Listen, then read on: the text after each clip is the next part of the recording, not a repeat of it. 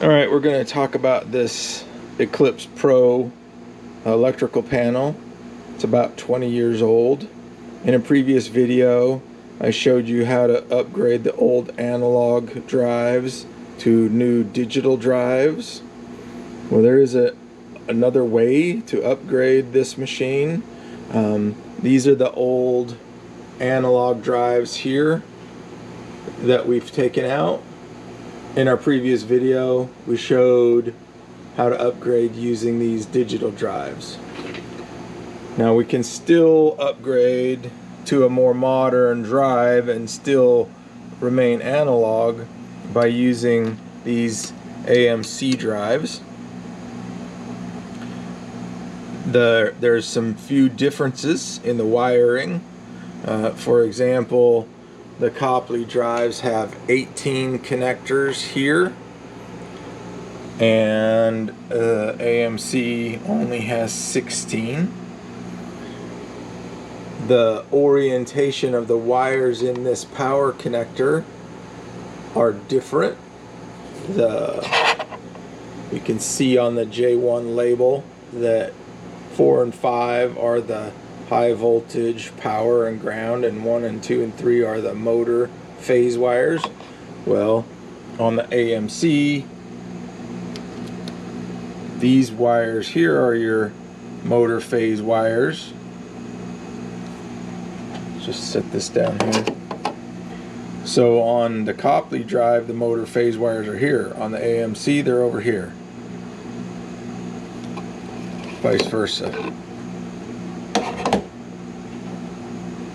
So again, we got the power coming in from the power supply block. That's here. We got the motor phase wires here, and then we got the data wires here.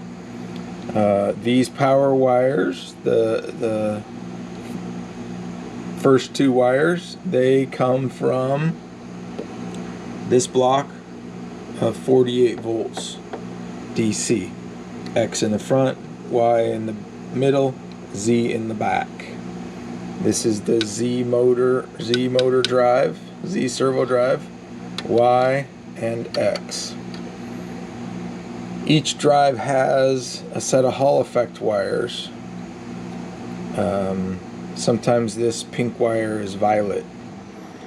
So we've got pink, orange, and gray in this case. And those wires run over here and up to the appropriate motor connector here. This is Z, this is X, and this is Y back here. Those are the Hall effect wires. This wire right here, this pink wire, which sometimes is white, this is the amp enable line, and it goes over here, and it goes to this amp enable or emergency stop relay here. Back in these three connectors back here. So 10 is X, 11 is Y, and 12 is Z. That goes through, comes over here on 6, 7, and 8, and these wires go down and over to the ICM 2900, amp enables Z, Y, and X. Then we have two ground wires. The two black wires are 0 volts, so they go over here, and some may run on this side of the 0 volts block, and some may run up here and come out over here. Z will be in the back, Y in the middle, X in the front. In fact, I think each has one 0 volt wire to this side and one 0 volt wire to this side. And then there's this blue line. It's kind of a gray blue in this picture. It's your control line, and it runs up here, over here, down here, and comes right here to the bottom of the 2900. So those are the motor command lines. Z is over here, X and Y here. Same, this is a universal adapter plate which I've made to upgrade these machines from the original Copley drives to either AMC or new digital drives.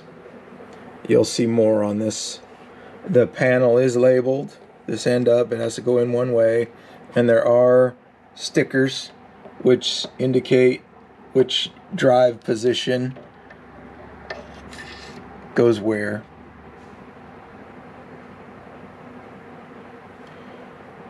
This panel bolts in using the original servo drive mounting holes. Alright, I just wanted to show you that it is possible to upgrade this with an analog drive. I prefer the digital drives. They work with many more motors, but these work good with the original Parker motors that came on the machine. Okay, that's it. One more thing with these analog drives, you notice there's only 3 wires here on the drive that run up to one of the connectors, but this connector has 4 wires. This 4th wire, this green wire, is a ground wire. It runs down and over to this ground block, and so there are 3 wires right here for grounding, one for each motor. Right, on the digital drives, those ground wires actually run to the drives, but on the analog drives, they run to this ground block over here.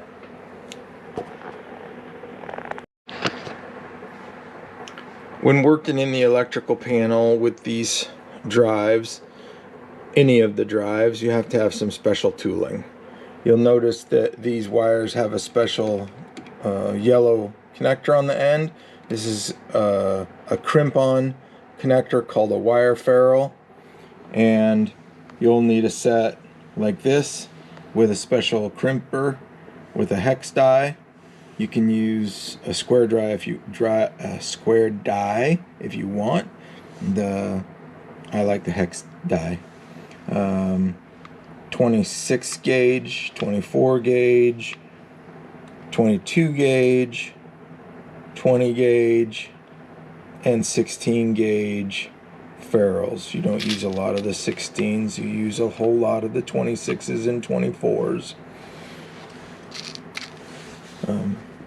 This is also a special crimper for the Molex connectors, and this right here is a Molex connector.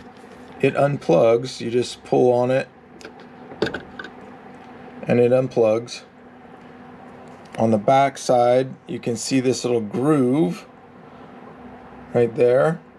If you press in on that little groove with a little screwdriver, you can pull the wire out to work on the connector.